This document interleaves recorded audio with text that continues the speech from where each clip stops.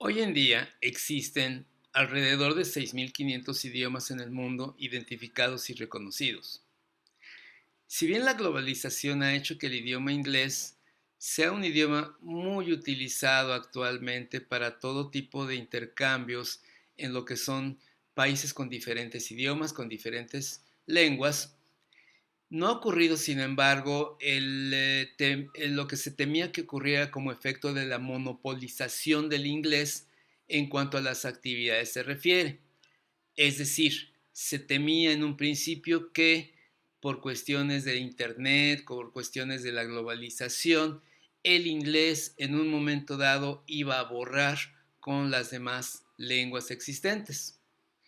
No solamente eso no ocurrió, sino que inclusive algunos idiomas reforzaron su presencia, idiomas regionales, y otros idiomas resurgieron.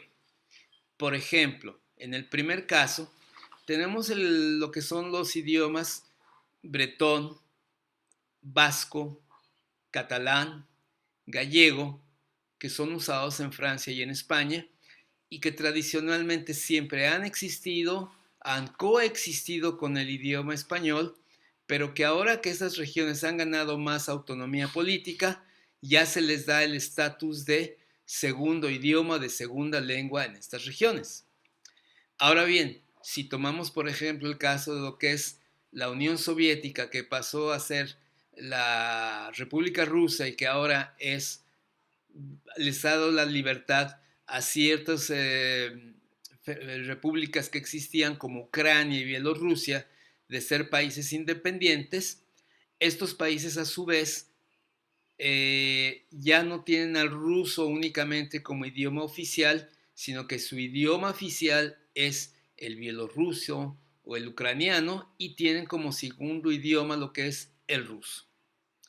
Ahora bien, podemos preguntarnos de dónde viene la diversidad de los idiomas, cómo fue que surgió que cada país, que cada pueblo empezó a hablar de manera diferente.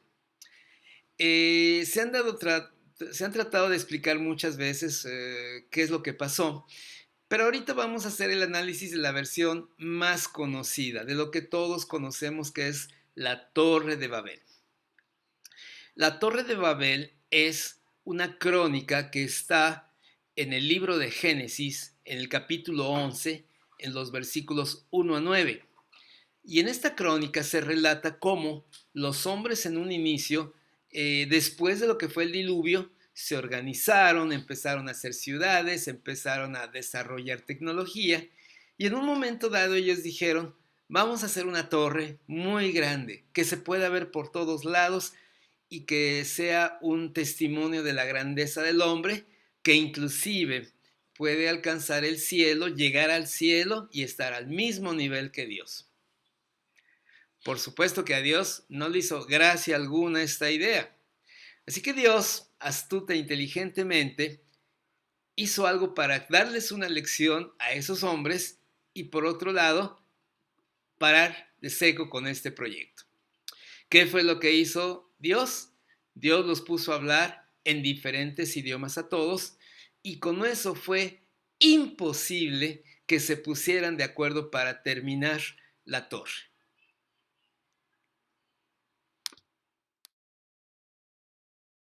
Mananqui como un edificio similar en cuanto a las características arquitectónicas se refiere que hubiera tenido la Torre de Babel.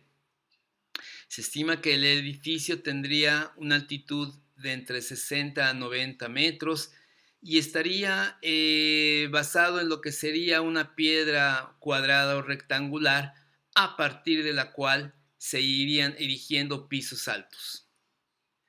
Ahora bien, vamos a considerar cuestiones un poquito más lingüísticas. Nos podemos hacer las siguientes preguntas. Número 1. ¿Cuál era la lengua que hablaban los constructores de la Torre de Babel antes de que Dios les cambiara la jugada? Número 2. ¿En cuántos idiomas Dios dividió a la humanidad para que no pudieran terminar este proyecto?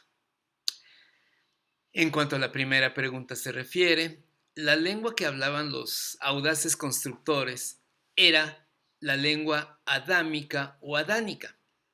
que era la lengua que hablaban Adán y Eva en el jardín del Edén. Esta lengua la utilizaron para designar los nombres de los primeros animales, los primeros árboles y frutos. Ahora bien, en cuanto a la segunda pregunta se refiere, Dios dividió en 70 a 72 idiomas a los frustrados constructores. El número de 70 a 72 corresponde al número de descendientes que tuvo Noé después de lo que fue el diluvio.